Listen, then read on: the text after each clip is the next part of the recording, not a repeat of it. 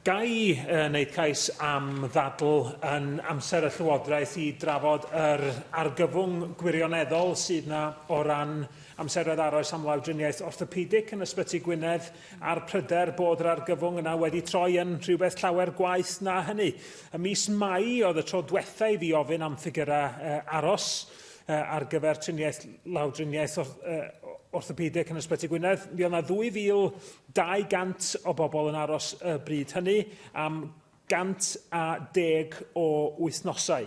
Erbyn i fi gael yr ateb diwetha gan Fwrdd Iechyd Betsi Cadwaladr yn yr wythnosau diwetha, mae'r ffigwr hwnnw wedi codi i 2,900 o bobl ag amser aros o 115 o wythnosau. Does dim angen i fi ddeud bod hynny yn anerbyniol.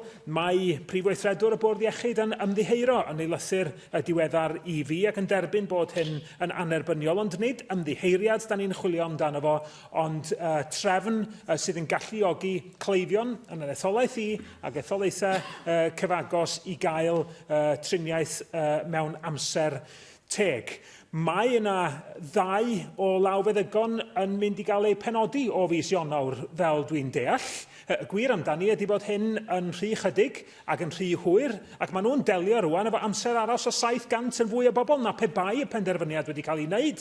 6 mis yn ôl neu fwy i benodi pan oedd gwir angen. Felly, a gawn ni ddadl frys ar hyn oherwydd, fel dwi'n deud, mi oedd gyda ni argyfwng yn flaenorol. Mae wedi mynd tu hwnt i hynny erbyn hyn hyd yn oed.